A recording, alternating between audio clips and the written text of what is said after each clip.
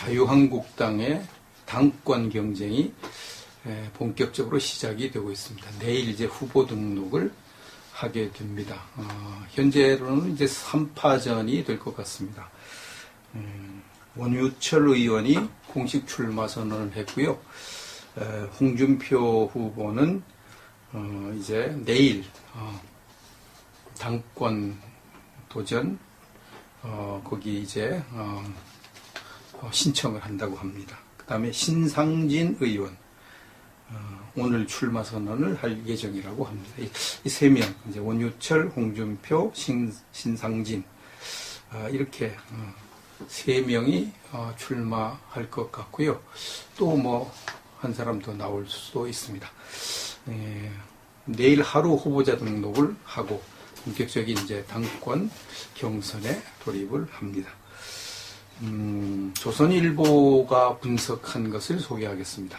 지난 대선에서 한국당 후보로 나서서 24%를 획득한 홍 전 지사가 곧바로 당권 도전에 나서면서 경선은 홍준표냐 아니냐 구도로 치러질 전망이다. 이제 이번엔 홍준표냐 아니냐, 누가 홍준표가 되느냐 다른 사람이 되느냐 그 싸움이지 뭐 3파전이라고 하기는 어렵다, 이렇게 분석을 했습니다. 친박 중진 의원들은 이번 당대표 선거에 나서지 않기로 했다 했습니다. 홍준표 후보가 아주 이걸 강력하게 친박들의 핵심들은 나오지 말아라, 이렇게 지금 강력하게 압박을 해서 결국은 그렇게 됐습니다. 그래 친박 중진 의원들은 나서지 않기로 했다 이랬습니다. 일단 바른 방향으로 가는 것 같습니다. 이번에 뽑힐 대표는 대선 패배로 위기에 처한 당을 수습하고 내년 6월 지방선거전을 지휘해야 한다. 이게 이제 이번에 뽑힐 대표가 맡을 중차대한 일이죠. 당을 수습하는 일, 당을 재건하는 일이라고도 할 수 있겠습니다. 더 나아가서 내년 6월에 지방선거 하는데 여기에서 승리를 해야만 다음 대선에 소망을 가질 수가 있습니다. 이게 굉장히 중요하죠. 굉장히 중요합니다. 홍 전 지사는 신보수주의와 강한 야당 재건을 내걸고 있다. 이에 맞서 수도권 출신 신 의원은 세대교체와 외연 확장을 주장하고 있고 한국당 구주류 친박계가 누구를 지지하느냐가 변수가 될 전망이다. 결국은 친박계가 누구를 지지하느냐, 친박계가 지지하는 사람이 되죠. 친박계가 제일 많으니까. 친박계가 원유철을 지지하면 원유철이 되고 친박계가 신상진을 지지하면 신상진이 되고 친박계가 홍준표를 지지하면 홍준표가 된다, 이렇게 돼 있습니다. 근데 이제 들리는 소문에 의하면 친박계 핵심들은 중진 이런 사람들은 홍준표가 그래도 대안이다 이렇게 생각한다고 합니다. 홍준표가 친박들 일부를 막 바퀴벌레라고 공격을 해대도 그래도 현재로서는 홍준표밖에 없다 이렇게 이제 생각을 하고 있다고 하는데 표가 어떻게 나올지는 두고 봐야 되겠고요. 현재 분위기로 보아서는 홍준표 후보가 당선될 것으로 생각이 됩니다. 홍준표 후보가 어제 서울시당 행사에 참석해서 다음과 같이 말했습니다. 김영삼 전 대통령을 통하여 민주화의 단초를 열었던 보수 세력들이 비아냥과 조롱의 대상이 됐는데 그 집단에 속한 사람들은 아직 미망에 쌓여서 반성도 없다. 이제 친박 핵심을 또 공격을 했습니다. 친박 핵심 이렇게 공격을 받는 것은 지금 그 사실상 총선 패배로 인해서 여기까지 왔기 때문에 철저하게 여기 반성을 해야 되는데 그런 반성이 부족하니까 자꾸 이렇게 공격을 받는 것이죠. 한국당이 살기 위해서는 과거와 단절하고 철저한 내부 혁신과 이념으로 무장해야 한다. 과거와 단절하는 것은 친박 핵심들의 그 모든 행태와는 단절을 해야 된다. 내부 혁신을 통해서 단결해야 되고 철저한 이념으로 무장해야 된다. 이 세 번째가 제일 중요한 것 같아요. 이 철저한 보수 이념으로 무장을 해야지. 과거에는 보수와 진보가 이렇게 뭐 짬뽕이 됐다고 할까요? 그런 보수도 아니고 진보도 아니고 어정쩡 했거든요. 그러니까 보수 우파들이 마음을 못 놓고 있었던 것이 사실입니다. 근데 이제 홍준표 후보가 철저한 보수 이념으로 무장을 하고 등장을 하는 바람에 지난번에 다 죽어있던 이제 자유한국당이 후보를 낼 수 있었고 24%라고 하는 높은 지지율을 얻을 수가 있었습니다. 지난 대선 때 내가 부족해서 주사파 정권이 탄생한 것에 대해 죄송하다. 최근 한국당이 인사청문회 하는 걸 보면서 이것도 정당이가 하는 생각을 했다. 한국당이 인사청문회 할 때 강력한 야당의 모습을 보여주지 못했죠. 그래서 민주당 의원들이 비웃을 정도로 아이고 우리 같으면 저 정도면 우리 같으면 벌떡 일어나서 밖으로 나가고 이 청문회 보이콧 할 텐데 그냥 뭐 저 정도인데도 가만히 앉아 있네. 참 한심하다는 듯이 전혀 야당다운 모습이 보여지지 않았죠. 그래서 그걸 지적을 한 것입니다. 대한민국 뇌리에서 잊힌 세력이 되지 않으려면 당원 동지들이 새롭게 각오를 다지는 계기가 되어야 한다. 이렇게 말하고 있습니다. 이건 완전히 아주 획기적인 생각, 획기적인 사상, 획기적인 사람, 획기적인 단체 이렇게 거듭나야만 한국당이 살 수가 있습니다. 그건 뭐 누가 봐도 그렇지요. 현재 상태로서는 안 되죠. 얼버무리고 대충 이렇게 해가지고는 다음 지방선거 총선에서 패배하게 되어 있습니다. 아주 철저한 개혁을 해야 되는 거죠. 북한이 꼼수 부리다가 호되게 당하고 있습니다.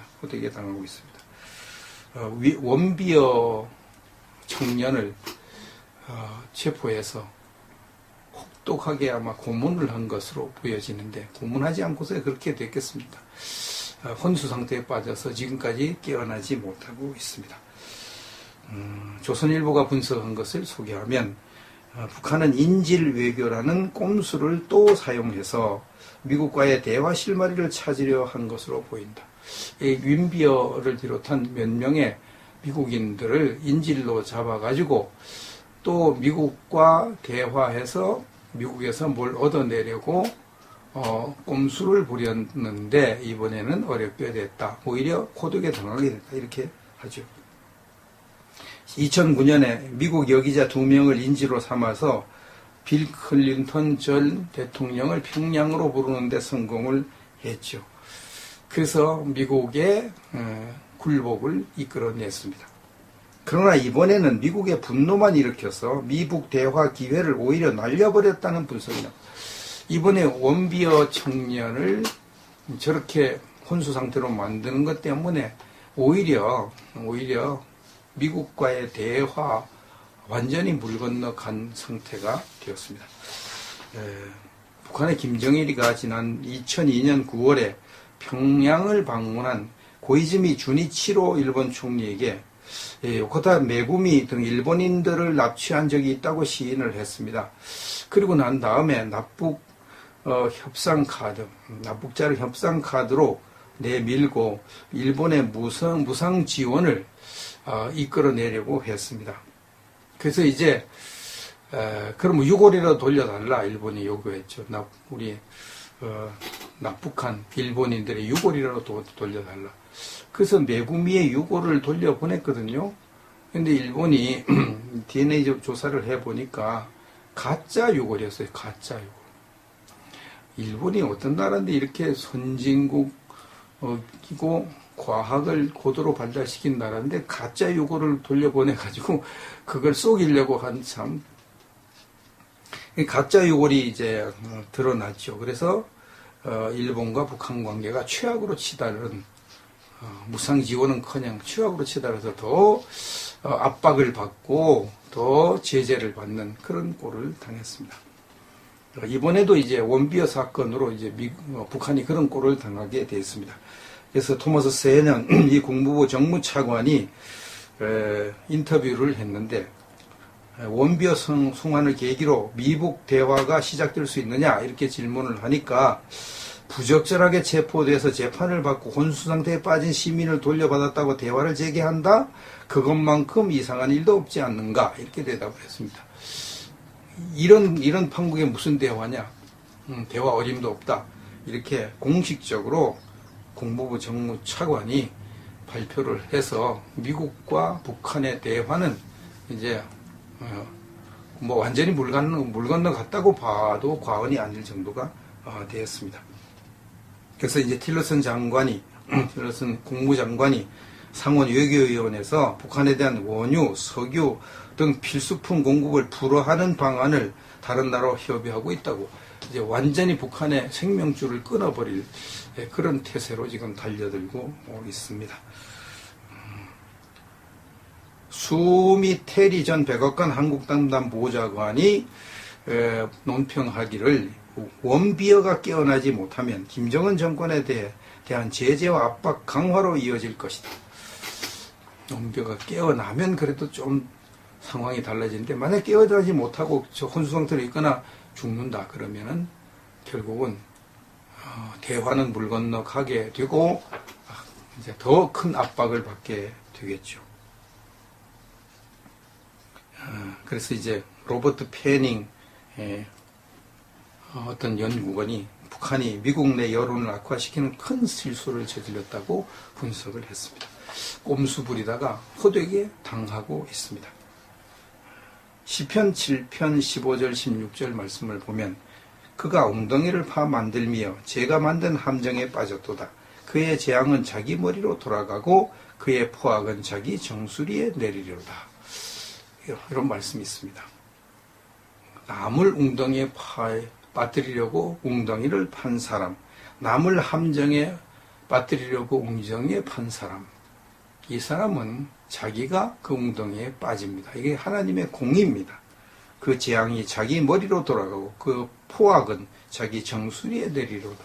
지금 북한의 김정은 정권이 남한을 웅덩이에 빠뜨리려고 온갖 획책을 다 했고 온갖 악을 다 행했는데, 이제 그 재앙이 자기 머리로 돌아갈 지경에 이르렀습니다. 그 포악함이 그의 정수리에 임하게 되었습니다. 이제 북한은 죽느냐 사느냐 절체절명의 위기에 처해 있습니다. 미국이 어떤 카드를 꺼내드느냐에 따라서 이제 빨리 죽느냐 늦게 죽느냐 그것만 남은 것 같이 보여집니다. 빨리 죽느냐 늦게 죽느냐 그것만 같이 보여집니다. 북한이 핵무기 미사일을 포기하면은 정권이 무너지기 때문에 포기하지도 못한답니다. 이충근 박사가, 군사전문가 이충근 박사가 전망하는 걸 보면은 북한이 핵무기 미사일을 포기할 수가 없다는 겁니다. 그 포기하는 순간 군의 지지를 받지 못해서 무너진다는 거죠. 정권이 무너지기 때문에 이제 멈출 수 없는 기차를 타고 있는 형국이고, 계속 달리다가 결국은 사고 나는 수밖에 없고 죽는 수밖에 없다. 이렇게 이제 분석을 하고 있습니다. 그 분석이 상당히 타당성이 있습니다. 북한은 핵무기를 포기할 수도 없고 포기해서도 안 되는 그런 절체절명의 위기를 맞이해 있고, 미국은 북한의 핵무기를 절대로 용납하지 못할 그런 입장에 있습니다. 그러니까 뭐 결과는 하나밖에 없죠. 결과는 미국이 북한을 멸망시키는 수밖에는 다른 길이 없는 겁니다. 근데 언제 멸망시키느냐, 그것이 이제 관건인데, 하나의 변수가 있습니다.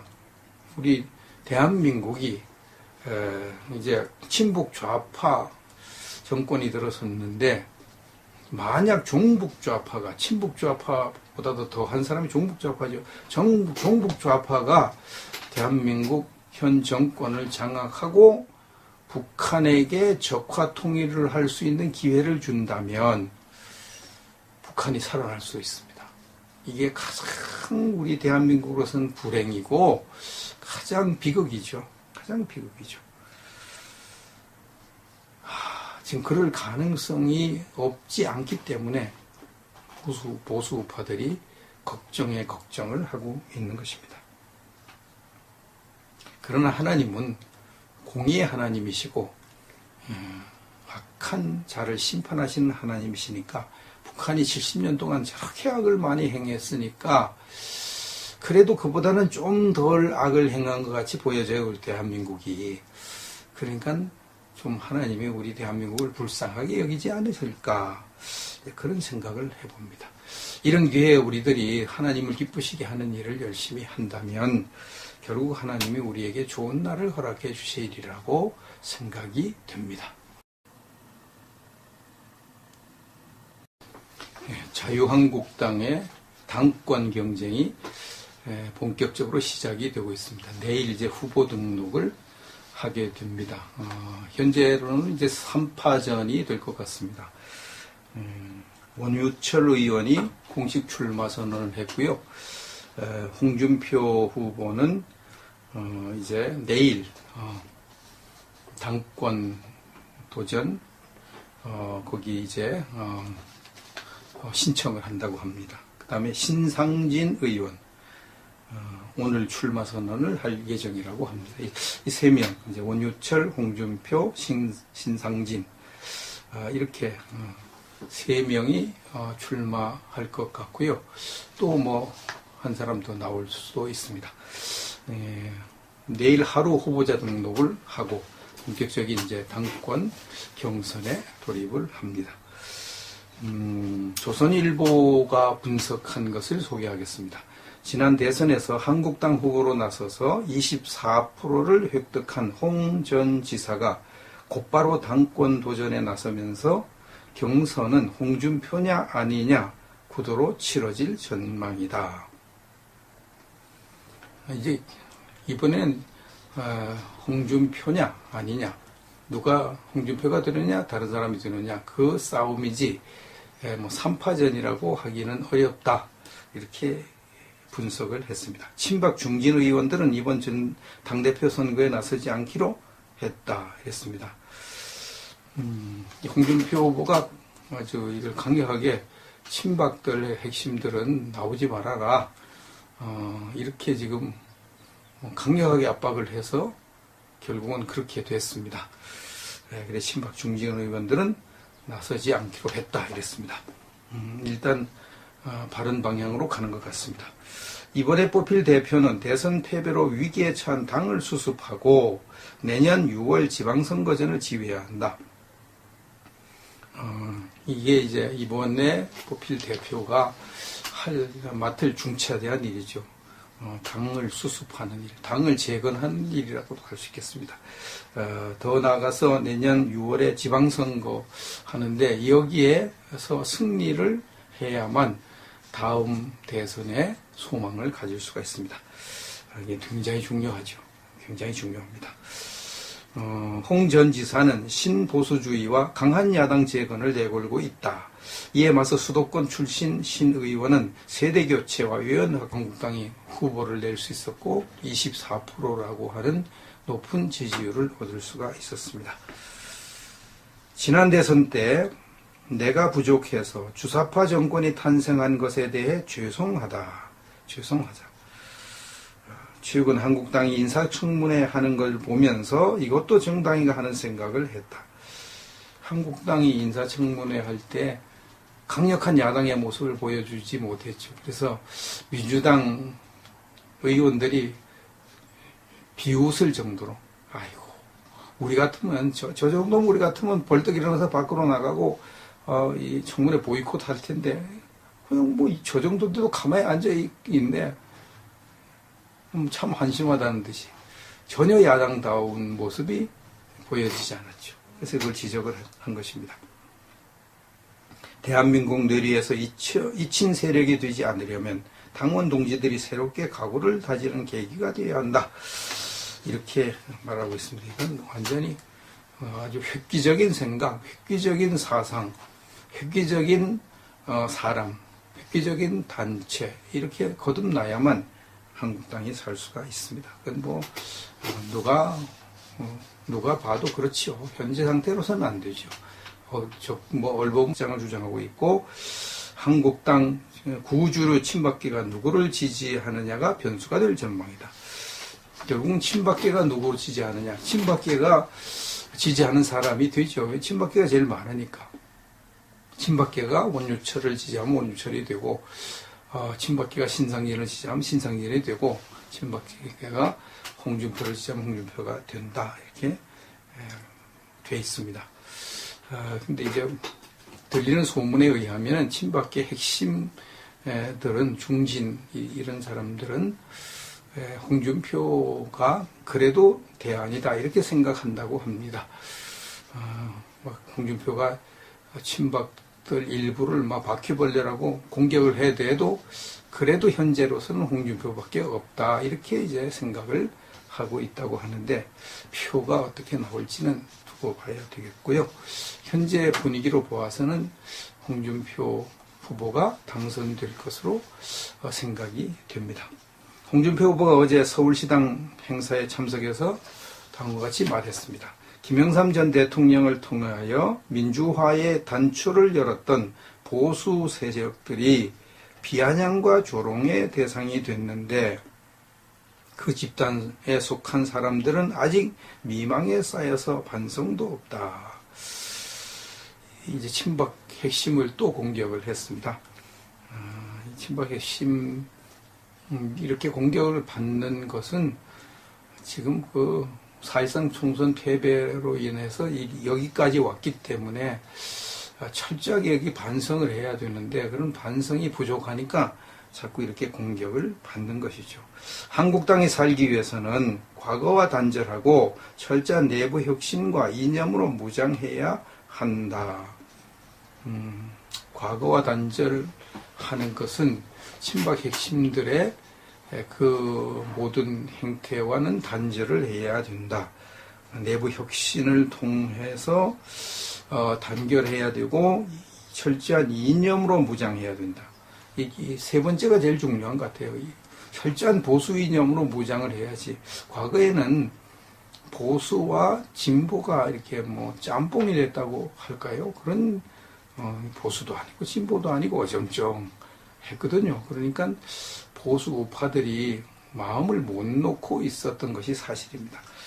근데 이제 홍준표 후보가 철저한 보수 이념으로 무장을 하고 등장을 하는 바람에 지난번에 다 죽어있던 이제